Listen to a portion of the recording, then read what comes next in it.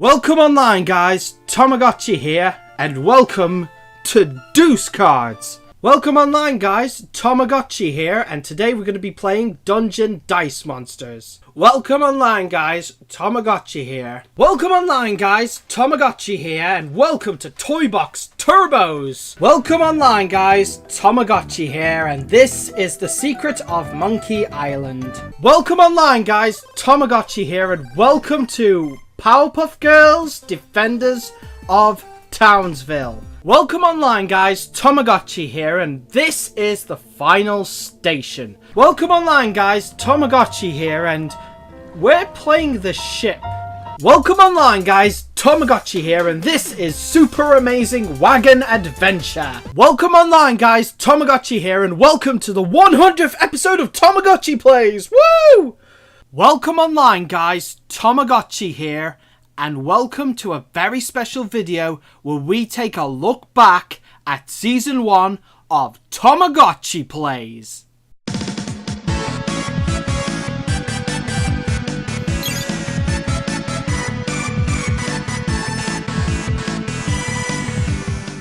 In 2015, I asked my friend Manyfever and then later on Mr. Blue Sky if they would be interested in creating a Let's Play channel. They said yes, and we created the channel known as 3-1 Let's Game. It started off as a simple passion project, and somewhere down the line, I wanted to create my own Let's Play channel to coincide with what Mr. Blue Sky was doing at the time. Since he had been doing Let's Plays way before we did, and he had a little bit more knowledge about the editing process than any of us. It's because of Mr. Blue Sky especially that I was able to create this channel in the first place, since he gave me the key to some video editing software and helped me with a few problems that I had. So a very special thank you is in order to Mr. Blue Sky, and I totally recommend that you go over to his channel and check out his content too, since he's been working really hard on all of that stuff. So after a very long and tedious process of trial and error with creating videos for 3-1 Let's Game and fine-tuning my craft as well as some creative strides in Flash MX, I got to work on the first few Let's Play videos to see how I would fare by myself and tackle games that I personally grew up with. And so I created the logo and theming for the entire channel, and thus TomoGotchi Plays was born. Exactly 1 year ago today from when this video is getting uploaded, I uploaded the first episode of TomoGotchi Plays, playing an old RPG Maker game called Deuce Cards. And I wanted to work with a format of uploading one video every 2 days, yet focusing on 3 games instead of 1 so I don't have to focus on 1 game every month. I feel this works best, as I don't have to worry about uploading half-hour videos every day, and allows me to showcase multiple games every week, giving the channel a little bit more variety. So, with all of that said, I want to dedicate this video to last year's season of TomoGotchi Plays, as a way to look back on what is essentially my start on YouTube. And even though there were a few problems and mistakes here and there, I was still learning how to edit the videos at the time, I shall admit to that, I can't help but feel nostalgic for my older videos, so let's dig right into it, as I list the top 10 best moments of TomoGotchi Plays Season 1. Number 10. The creation of the Sadist Reverend. This one is low on the list simply because it didn't originally come from TomoGotchi Plays. On my collab channel 3-1 Let's Game, I got my friend Mr. Blue Sky to play Resident Evil Code Veronica X for the PS2. He had never played Resident Evil Code Veronica before, so I wanted to show him my favourite Resident Evil game. And whilst there were many hilarious moments throughout, the one moment that sticks out started at episode 6. There is a demon in my mind. I can't control the fierce impulses that the demons sometimes drive me to act upon. It is a brutal ceremony with the demon next to me.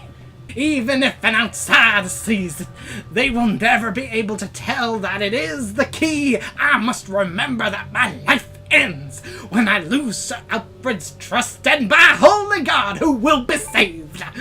Who? Claire Redfield, how are you doing, darling? Oh. I rise from the grave because God put me back as a zombie. Enter the Sadist Reverend. What started off as a simple character voice ended up becoming a reoccurring gag for both 3-1 Let's Game and TomoGotchi Plays. Praise the Lord for that! Oh no! No! Don't sing that! I really like my pinball pinball machines. Oh, I will he's always back. like pinballs. Because God did not say I could not have a pinball machine in the church. Oh, Lord, my Savior. Yeah. Say this reverend really does live here. One must still have chaos within oneself to give birth to a star. I call him Sadist Reverend simply because the note hints that he is a sadist, whilst the voice itself is mostly reminiscent of Reverend Lionel Preacherbot from Futurama, along with the singer Tom Waits thrown in there. I would then later give him the full name of Clarence Vladimir Zander, based on the acronym for Code Veronica X, which is where he originally came from. It's silly and over the top, but that's what I like about him, hence why he deserves a spot on this list for leaving such an impact on both Let's Play channels. The Sadist Reverend, forever in our hearts, even though all he wants is our brains. Long live the Sadist Reverend! Number 9. The minor mistakes in some of my videos. Let's face facts, when you're starting a Let's Play channel which requires you to improv, then there are bound to be mistakes here and there. But as the old saying goes, one must learn from his mistakes, and I've certainly tried my best to keep them at an all-time low, but that doesn't stop the occasional stutter or getting slight pieces of information wrong. But that's not what I'm here to talk about, since there have been moments where I outright say the wrong thing altogether for no real reason other than the fact that I'm a complete idiot. This is prominent in my playthrough of Monkey Island, where I've made plenty of mistakes. Just listen to some of this. Okay. That'll be 1 piece of 8. Oh, just 1 piece of 8. else you- Done!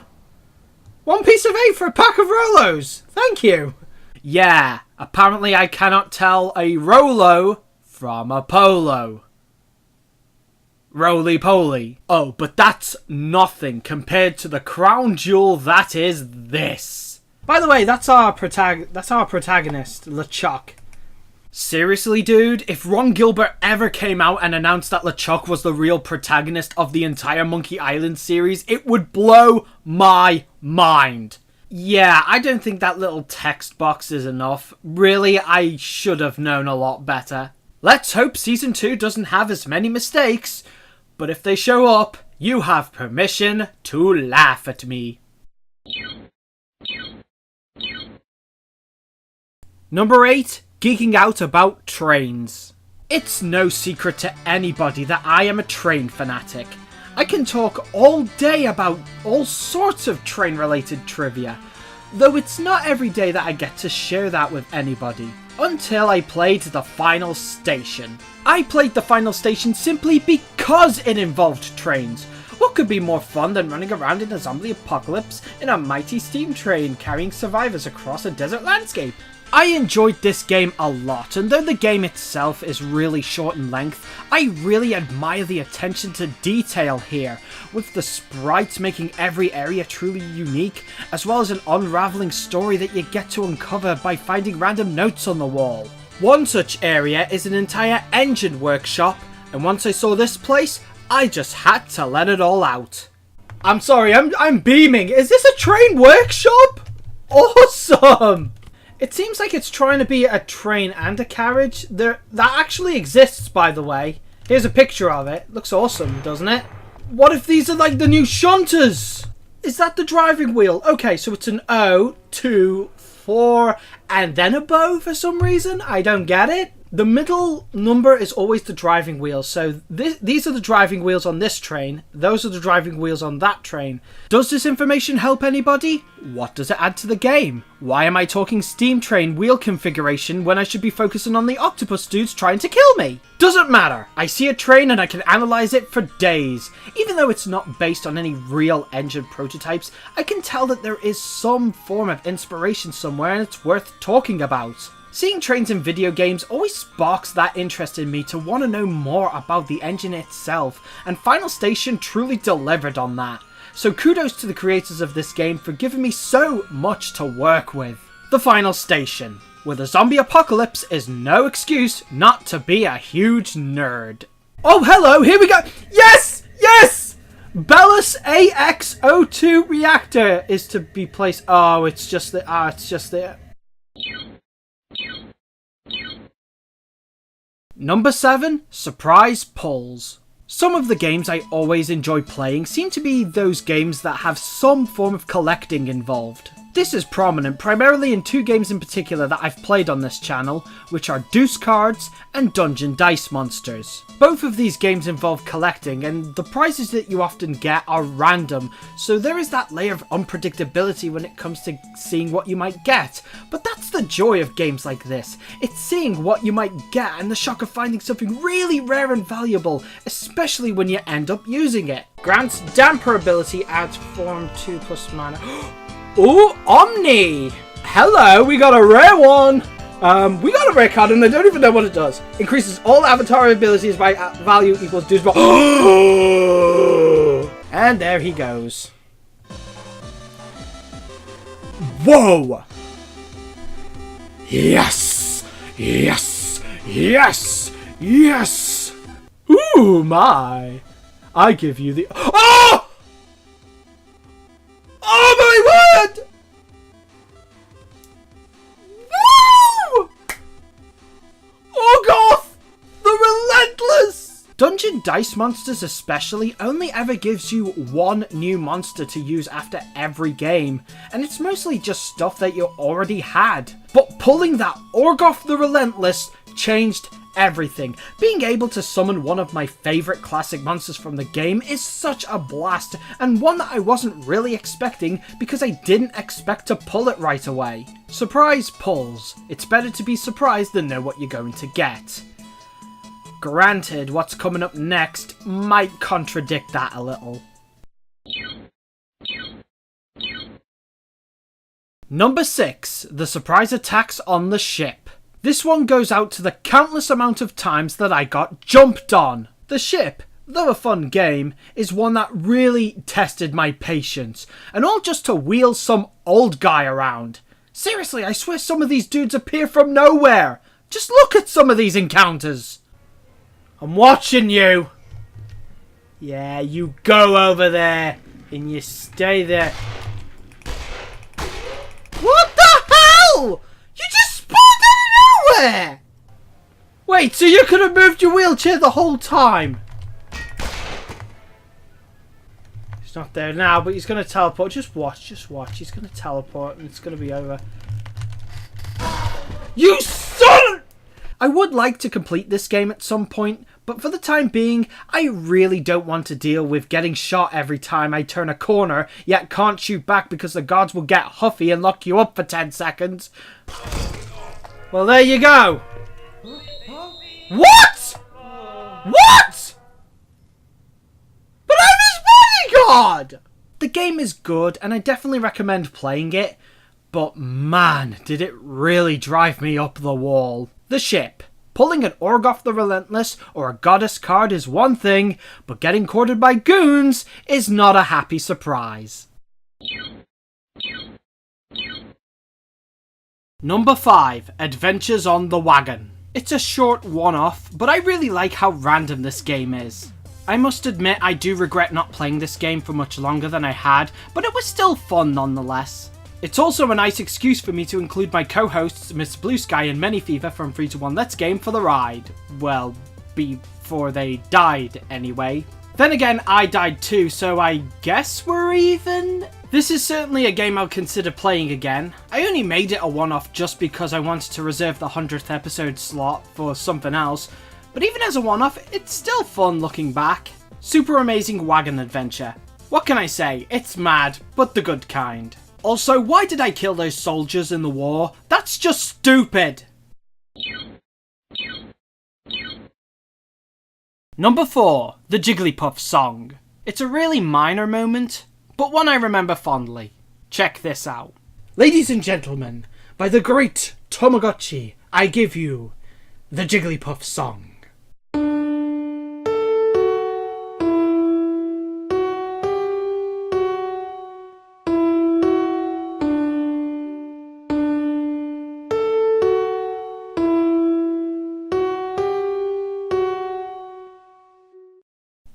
Yay! Oh, and apparently I was supposed to input the tune from a statue in order to open the door to unlock a secret entrance. But if anything, it gave me an excuse to do something a little different for this playthrough. Thankfully, it's not essential to complete the game, but hey, I can only play one song on the piano and it just so happens to be that of my favourite Pokemon, so why not? The Jigglypuff song. As Shakespeare said, if music be the food of love, play on. Number 3. Toy Box Turbo's Madness. This game I wanted to give a chance simply because I've never played it before, and it was, in essence, a spiritual successor to Micro Machines V3, which is in fact my favourite racing game of all time, so it only makes sense I give Toy Box Turbos a shot. Again, collecting is involved, but this time you actually get to choose which car you unlock as you progress, and each vehicle is different, giving me the chance to experiment with all the different vehicles to see which is better. I had a lot of fun with this game, but the real shining moments in this series had to come from episode 10. I ended the series on episode 9 since I didn't know what else to do for it, until Mr. Blue Sky suggested he appear as a guest star and play on 2-player mode. And man, we were not prepared for what happened next. Because it's been a while since I've played. I see you there. Oh, whoa. It is really glitching on mine. Whoa, seriously? Yeah, like, whoa. Oh, what the fuck? Oh my god. Oh my god. I saw it on my screen. I'm like, what just happened there? Right, okay, begin. You have to see this. Wow. Just look at this. Look at this. What? How did I end up that way? This ice cream truck's all right. Okay. Maybe it was just our experience, but the multiplayer is so buggy. I hope these get fixed, but it was a lot of laughs to see the cars act this way to add to the chaos. Nitpicking aside, it's still a fun racing game with some odd quirks. I know there is a new Micro Machines game coming out and I shall be playing that one too, but overall, Toy Box Turbos was certainly worth a try. Toy Box Turbos, where big things come in small packages. I have to go now. My planet needs me.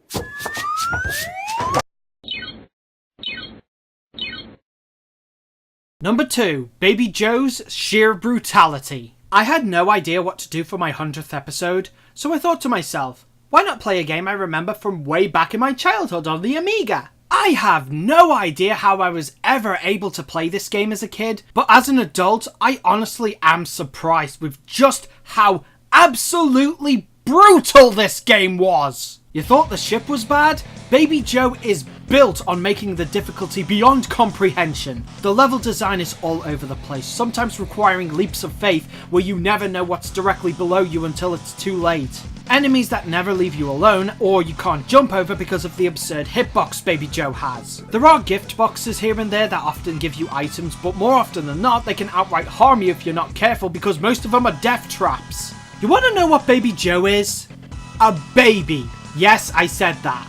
And what a perfect allegory, because that's exactly what this game feels like. You have to give it first aid whenever it gets hurt. You have to avoid heavy objects and make sure that it doesn't get hurt. You have to feed it every single time it gets hungry. You have to change its nappy every time it goes poo-poo. And neglecting any of these things can get you an instant game over! And when you do get a game over, he just sits there and cry like the little baby he is. Though to be fair, you will be crying too, because every time you get a game over, you have to start the entire level all over again from the very beginning.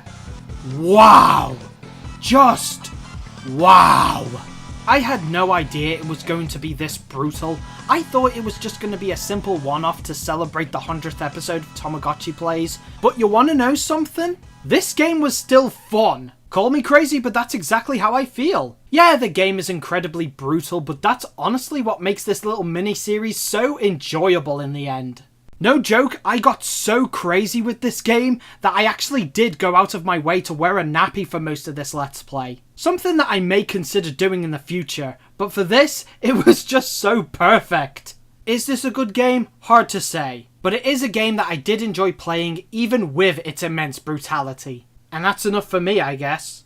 What a classy way to end Season 1, eh? Baby Joe, ending Season 1 not just with a bang, but with a whimper. And last but not least, Number 1, my experience with Undertale.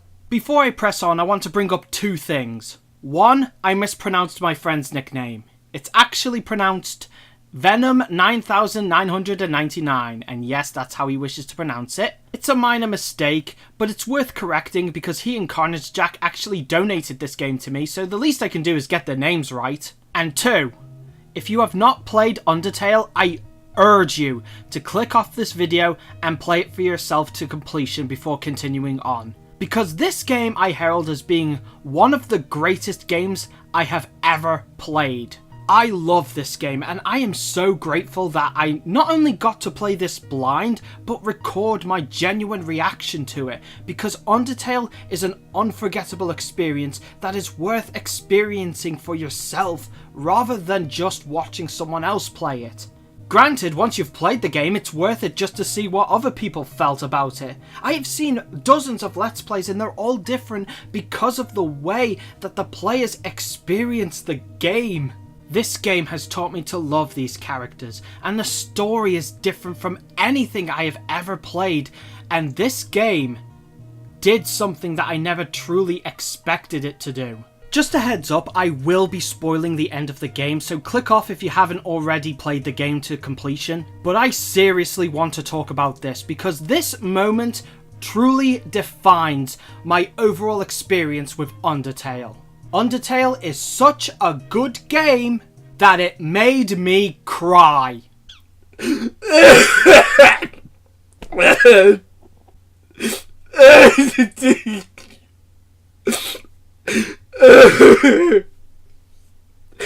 need to calm down. Okay. So obviously I'm gonna comfort him.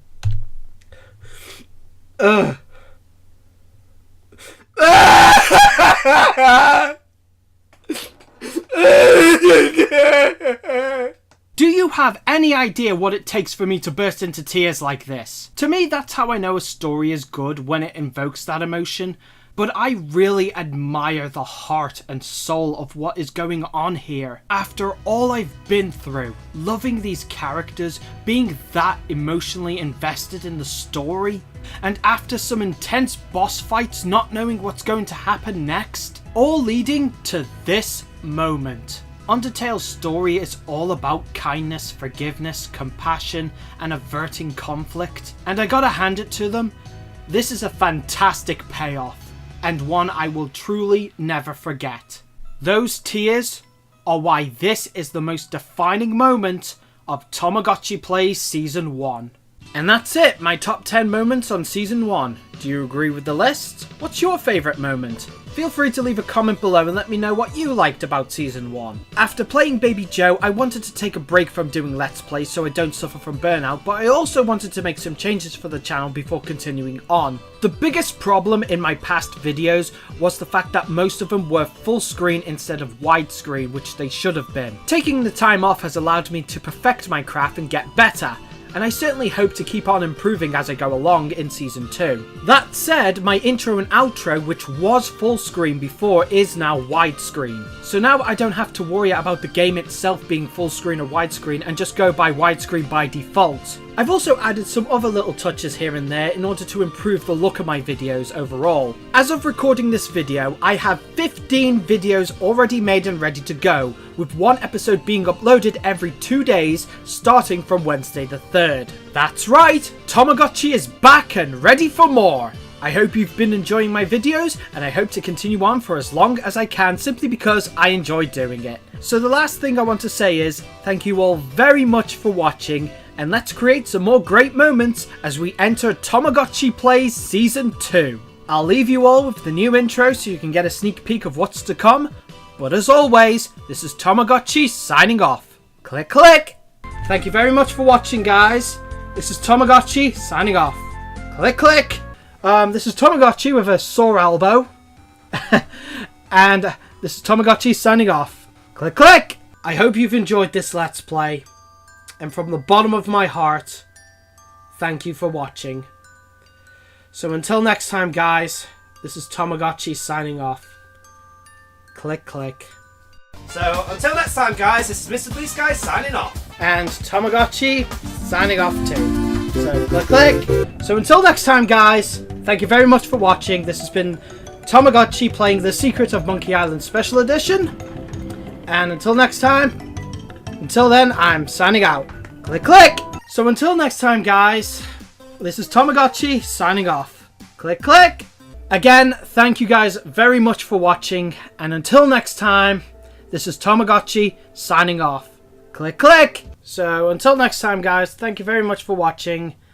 And I'll see you next time. Until then, I'm signing off. Click, click. So until next time, guys, thank you very much for watching. And as always, this is TomoGotchi signing off. Click, click. So seriously, guys, thank you very much for watching. And until 2017, this is TomoGotchi signing off. Click, click. Let's pick our Pokemon, and I'm going to use the dice. And I'm going to be using a dice a lot in this playthrough. So 1 and 2 is Chikorita, 3 and 4 is Cyndaquil, 5 and 6 is Totodile. You know what? I'm done. That looks like it could be a really awesome car. So I'm done. I'm done. That's my car. Let's go for our first race. Okay, definitely not. Keep it moving along there, pal. Oh, so close.